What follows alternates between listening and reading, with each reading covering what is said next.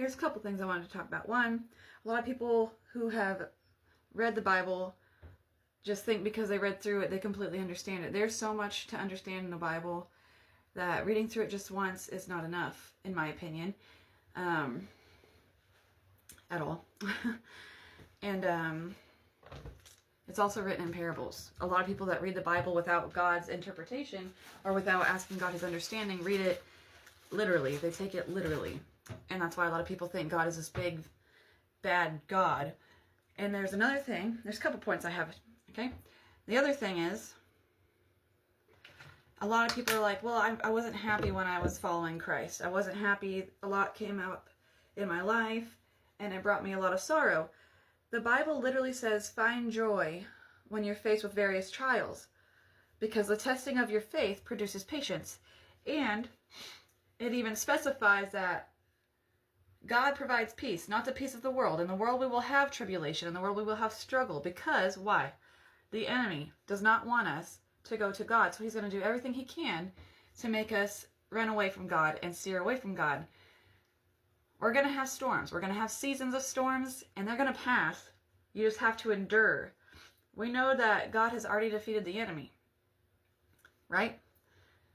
Like, the enemy's already been defeated by God. We just have to wait patiently for Christ's return and stay strong and do not grow weary of doing good. Right? So, if you are not a threat to the enemy, he's not going to mess with you. He is like, cool, they're following my path. They're on my side. Awesome, they're going to come with me.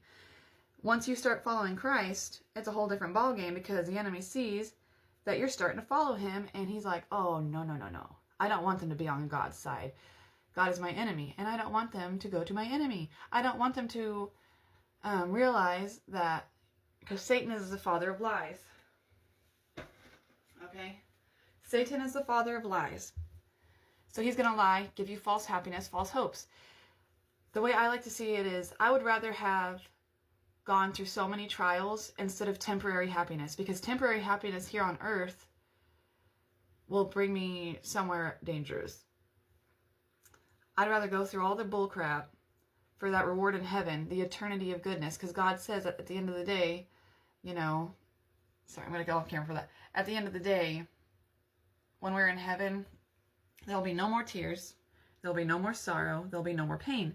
So if I can endure on this earth until my time comes to go be able to meet God face to face in heaven, I will endure all I can. And then I also want to say, kind of like when you read a text message, okay? If you are not in the right mindset when you're reading it, you could mistake what the message is trying to say. They could be trying to be kind, and you just mistake it with your perception, with your perspective.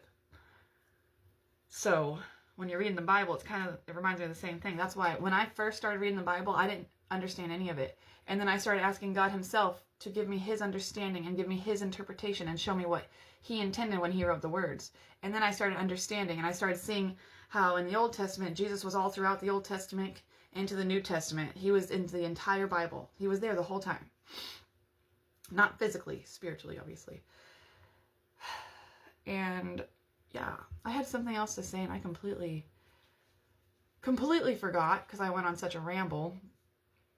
But yeah, fear. So a lot of people are like, well, it says fear God.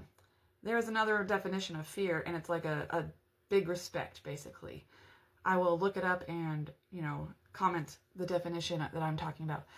But I don't fear God. I respect him. I highly, highly respect God. Reading through the Old Testament, seeing how many times he gave 40 years for the Israelites, 40 years for them to stop being whining and complaining. He just did the biggest thing for them. He saved them from Pharaoh, saved them from slavery, and they get in the wilderness, and they immediately say, oh, God's left us here to die because we don't have food for one day. They're ungrateful. Humans are very ungrateful, and they don't pay attention. They don't see what God's doing, which is why they don't think God does anything. So, that's my ramble for the morning.